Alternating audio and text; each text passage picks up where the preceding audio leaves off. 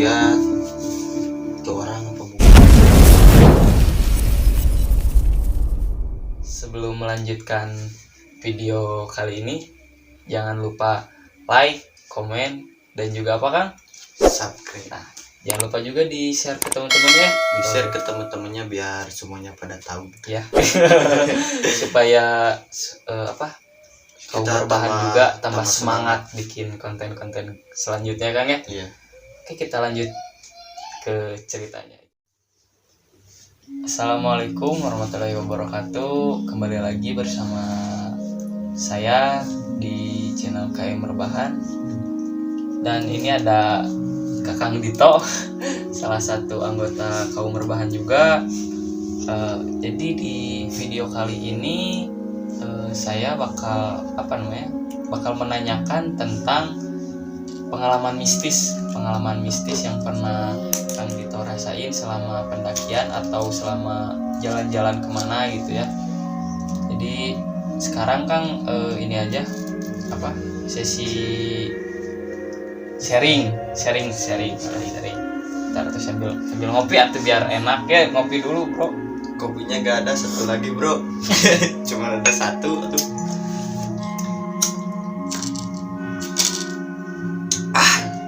Nikmat. Jadi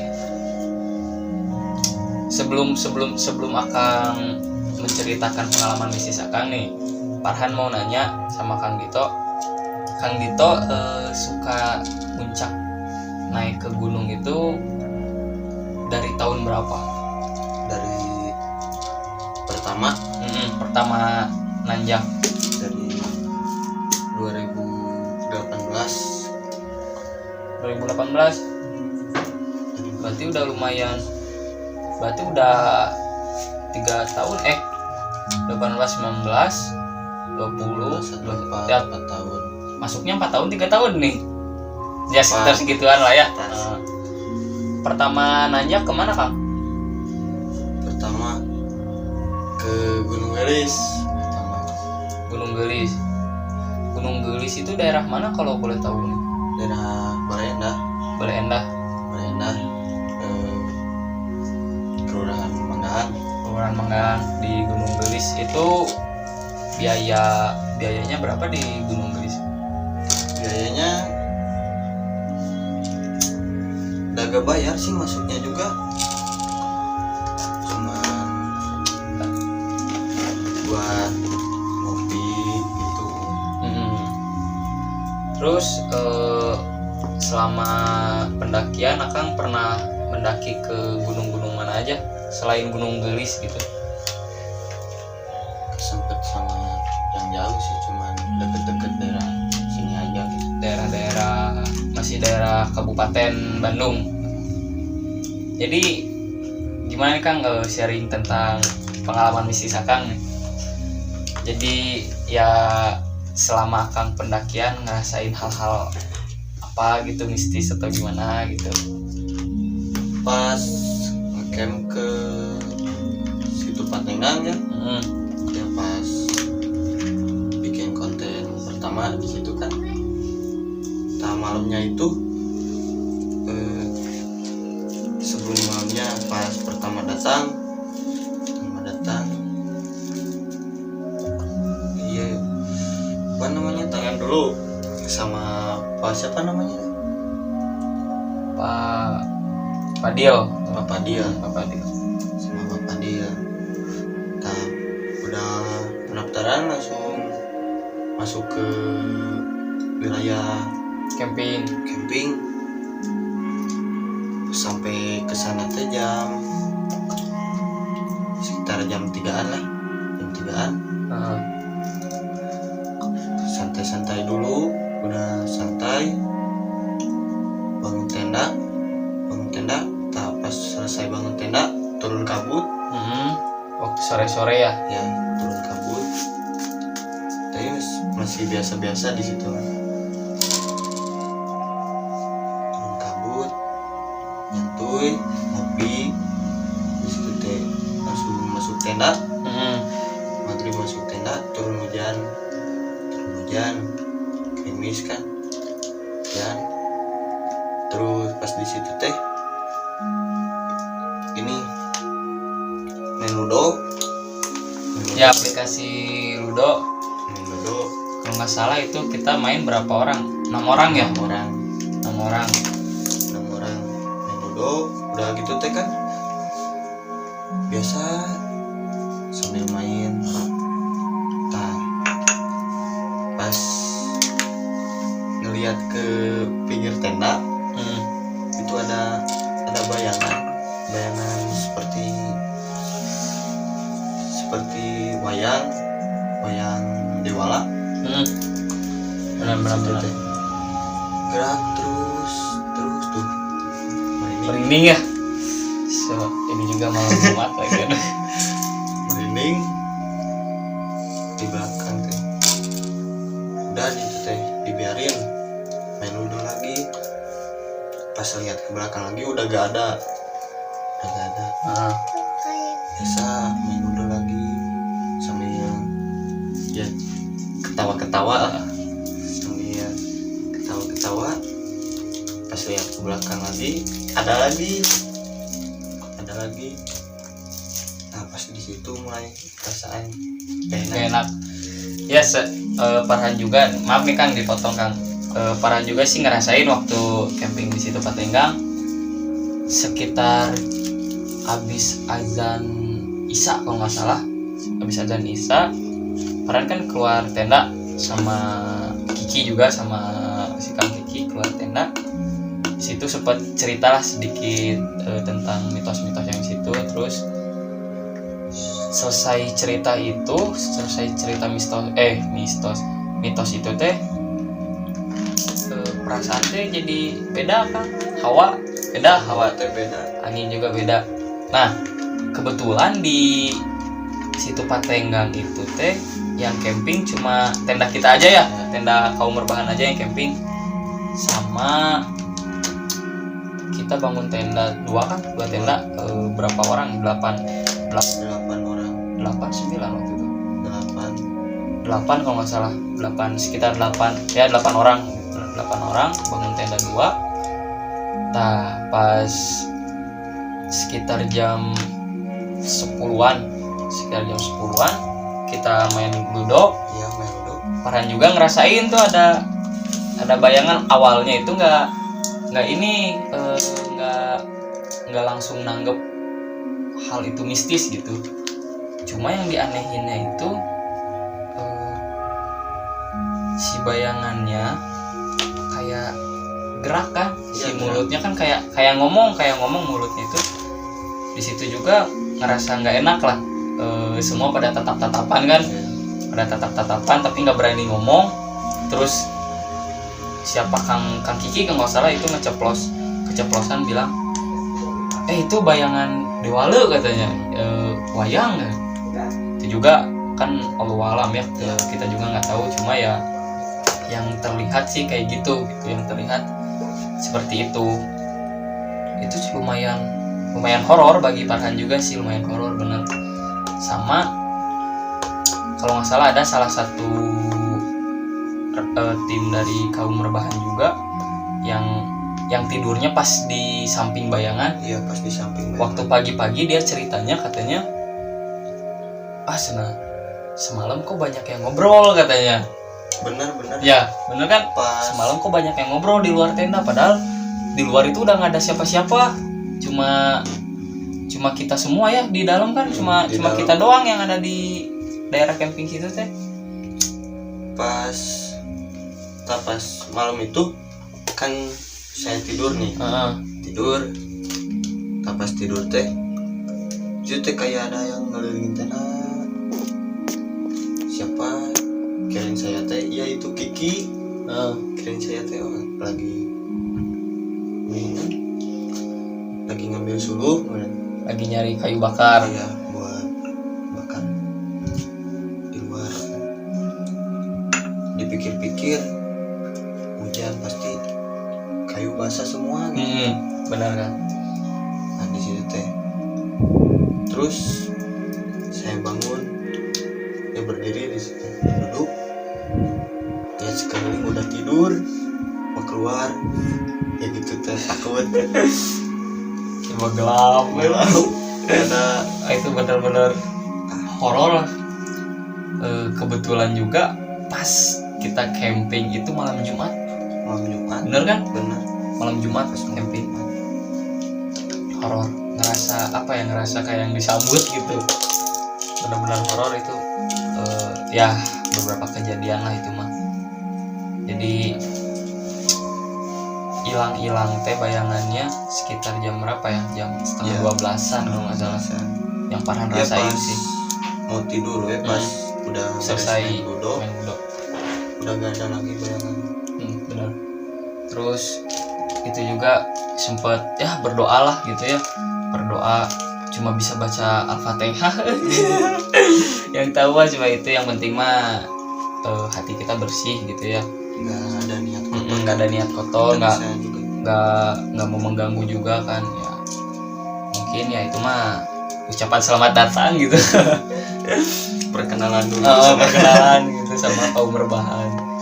Nah, selain di situ Patenggang itu punya pengalaman mistis apa lagi Kang di gunung-gunung yang lain, atau bukan di gunung gitu, di mana, di tempat mana gitu? ada tapi sedikit gitu. Pas ke 4 kali naik ke Gunung Gelis, pertamanya ya biasa saja. Pas di trek teh naik teh jam 8:30. Naik awal-awalnya biasa. Nah, pas mau ke puncak di situ kan banyak tangkal kayu, Pohon kayu. banyak di situ. Jalan, kebetulan saya paling belakang. Jadi sweeper. Kebetulan yang lain udah di depan, saya di belakang. Jalan, nah pas di tangkal kayu itu, di pohon kayu itu lihat ada bayangan putih. Dilihatin sama saya itu. Jalan terus, ketemu lagi bayangan itu teh. Ketemu lagi, baca doa. Nah di situ mulai aman gitu, udah ketemu lagi. Nah, pas mau ke puncak, pas lihat bayangan itu langsung push ke atas. Gak ada angin, gak ada apa, push gitu. Tadi saya langsung Merinding sama saya juga. Di situ langsung saya panggil teman, biar ada teman gitu. Dipanggil, nungguin dia di atas. Jalan. Tadi pinggir kan, kalau di sini mah trek teh ke kiblat. Kiblat. Nah, pas di pinggir belah kanan. Nah, ada lagi bayangan itu teh. Mau apa gitu. Jalan, kita sampai puncak. Pas bangun tenda, ngobrol, ngopi di situ teh. Terus ada lewat cewek, 1 orang lewat ke depan tenda. Si ceweknya diajak kenalan enggak? Siapa tahu aja diajak kenalan gitu. Sempet dipanggil sama teman saya juga. Sempet dipanggil, "Neng mau kemana?" Dipanggil, nggak jawab si ceweknya teh. Terus jalan, dia teh duduk di belakang tenda. Duduk di belakang tenda. Kemasukan apa? hal-hal gitulah. Serupan gitu. Nah di situ teh pada berdiri semua, nyamperin itu cewek. Pas disamperin gitu ya, nangis. Terus bilang situ nanti jangan menjagain, jangan dikotorin. Oh berarti jagain tempatnya Ngasih- dia gitu. Ngasih amanat lah. Nggak boleh dikotorin. Ya benar sih. Jadi ya kita kan datang ke alam gitu ya, kita juga harus ngejaga alam gitu, nggak boleh ngerusak alam. Kita harus bisa sopan santun, tata keramanya dipakai gitu kan, nggak boleh mengotori tempat orang lain lah gitu kan. Maksudnya ya kita juga hidup di berdampingan gitu sama hal-hal yang kayak gitu. Jadi harus bisa apa namanya, bisa jaga etika gitu kan. Kalau di tempat-tempat yang kayak gitu kan, apalagi alam kan tempat ini. Jadi kita harus bisa sopan santun, nggak boleh ngomongnya nggak boleh kemana aja gitu. Nah dari situ udah sama tenda lain gitu, sama tenda lain sadar alhamdulillah langsung dibawa tendanya, bawa ke tendanya. Di situ teh saya balik lagi ke tenda, ada lagi yang kemasukan, aduh banyak gitu. Nah di situ teh di ini lagi sama tenda lain udah. Nah di situ baru aman gitu, sikon aman, nggak ada lagi. Cuman pas kan di Gunung Geris ada makam 2, sama di benteng. Kan di benteng itu ada yang berdiri, sosok bayang ya. Sahabat kaum rebahan, tadi ada sedikit kendala. Tadi kamera tiba-tiba mati ya waktu Kang Dito cerita yang sosok bayangan hitam yang di deket benteng. Di benteng Gunung Geris. Nah di situ langsung tiba-tiba kamera langsung mati ya. Tadi sama teman kita juga dibenerin dulu, padahal baterai udah full ya, full memori penuh maksudnya memori kosong gitu tadi. Tapi pas cerita gitu tiba-tiba langsung mati sendiri. Keajaiban. Nah, rada horor ya. Dilanjut lagi kan, boleh ceritanya kan. Nah, pas di benteng itu kan ada bayangan hitam. Bayangan hitam. Nah di situ nggak ada yang ngecam di situ, Di Nanya tempat yang si bayangan itu nggak ada yang ngecam. Nggak ada yang deket benteng gitu, nggak ada yang camp. Cuma yang ngecam cuman di sekitar tenda saya lah. Nah di situ saya lihat-lihat itu orang apa bukan, orang masa sendiri, jangan ya tinggi besar, hitam lagi pelek. Kacau. Nah di situ teman saya ngajak masuk tenda, si bayangan itu udah nggak ada, udah hilang. Masuk tenda. Nah pas di dalam tenda itu ada yang buka sleting tenda, baru juga masuk rebahan ada yang buka sleting tenda. Ya kerasa sama kaki juga dingin gitu, anginnya masuk. Saya tutupin lagi, saya tidur lagi, ada yang buka lagi. Jahil ya, udah agak benar ya, kata teman saya, udah agak benar ya. Udah ke papa tidur. Saya lanjut tidur, nyalain HP, pakai headset, tidur. Nah, pas pagi-pagi itu para pendaki yang mendaki ke sana udah gak ada, cuman ya rekan-rekan saya, tinggal sisa teman-teman saya aja, gak ada yang lain, udah pada turun. Saya ngopi, packing turun, sampai di warung ngopi lagi. Kebanyakan ngopi kembung gitu.